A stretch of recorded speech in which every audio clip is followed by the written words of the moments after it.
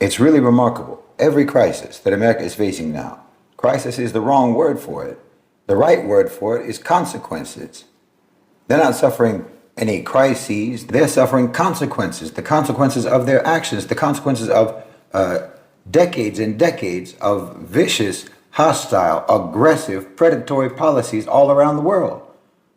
I mean, look at what the so-called immigration crisis, migrant crisis in the United States. The same people who scream about so-called immigration problems at the border and who demonize people who are fleeing from violence and crime and poverty are the same ones who created the conditions that forced those people to flee in the first place. What's happening in Latin America, so-called Latin America, is a direct result of America's constant destabilization of that region. The U.S. government has been meddling and manipulating and brutalizing so-called Latin America and Latin American nations one by one for decades. And now they want to wash their hands of the consequences and call it a crisis. But we don't have to let them. We don't have to let them escape from the consequences and avoid responsibility for their actions. We don't have to let them. Not anymore. And that's what the Article 6 campaign is all about. I mean, let's break it down. When we're talking about the so-called migrant crisis, from the moment World War II ended, the United States has been looking south of the border in the Western Hemisphere, not to help, not to build, but to exploit, to control, to dominate.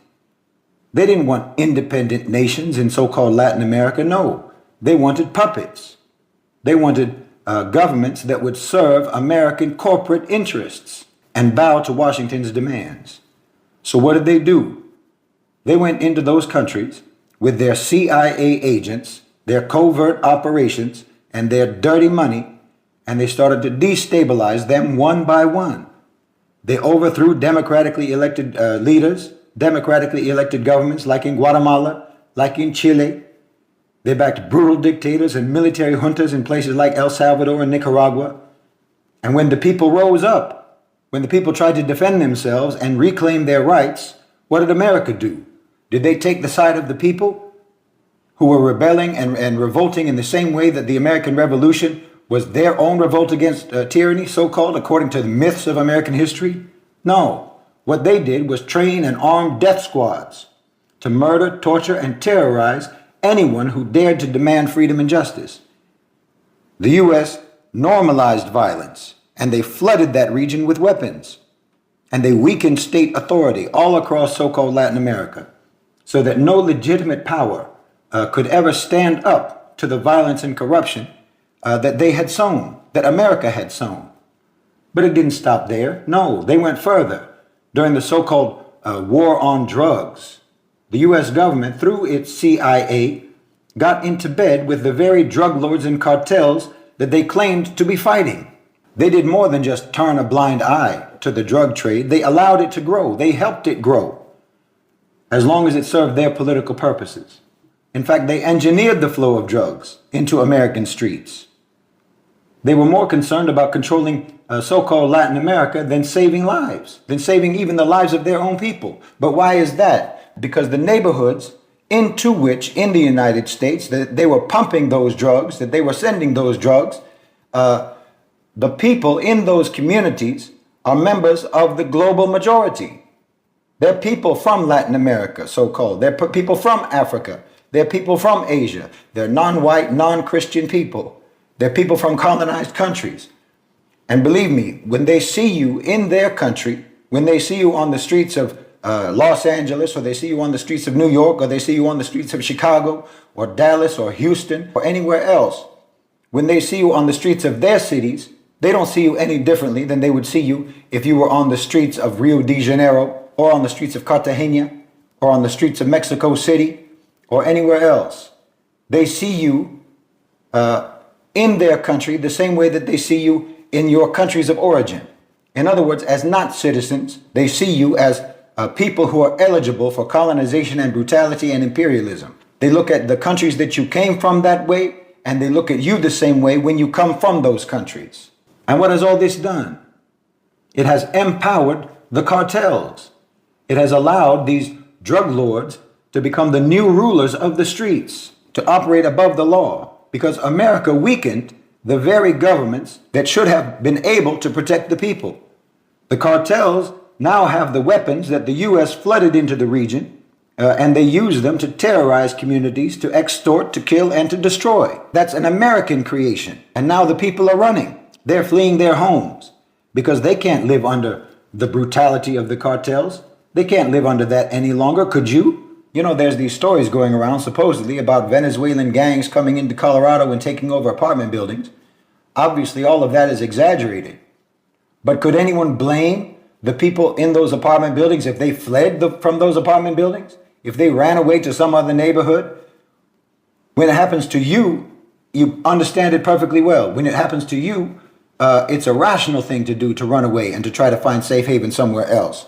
But when these people, the people in so-called Latin America, run away from the violence and the chaos and the anarchy and the brutality that you created, that you brought into their neighborhoods, while you're nothing but a gang that invaded their apartment complex, you're the same.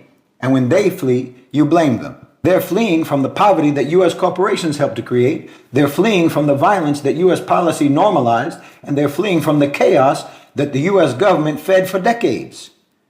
They're coming to the U.S. border, not because they want to. Everyone would rather stay in their own home, but because they have no other choice. They're seeking refuge from the very system of exploitation that America set up in their countries for decades. And what does the U.S. do? They turn around and blame the victims.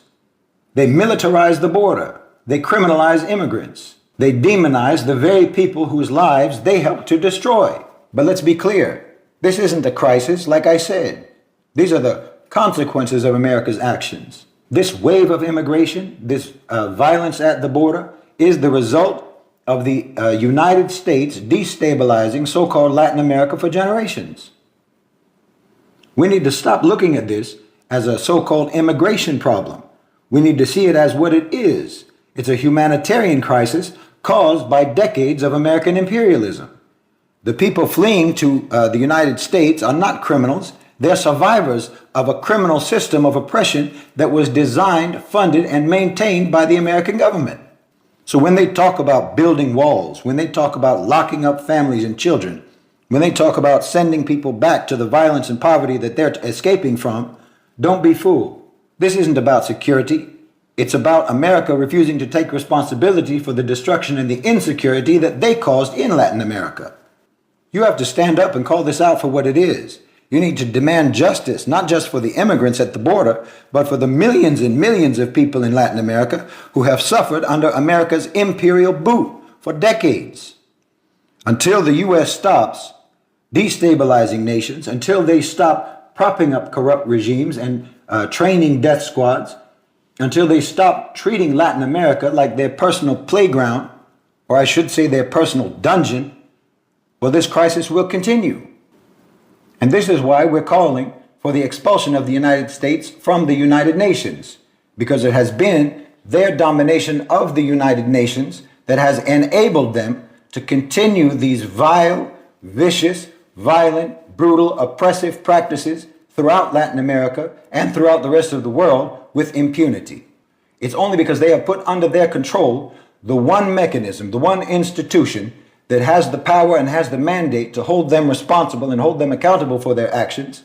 It's only because they have put that mechanism and that instrument under their control that they have been able to terrorize the world with impunity. But like I said, there's no actual way for America to avoid responsibility. There's no actual way for them to avoid accountability, and there's no actual way for them to ever evade the consequences. The consequences will be visited upon you one way or another. We would like it to happen through legal mechanisms. But if you don't get America out of the UN and don't enable the institutions of international law to enforce international law and hold America legally accountable for their actions, well then, the consequences are going to be visited upon the United States in a manner similar to which their actions caused those consequences in the first place. And that's what you're seeing now.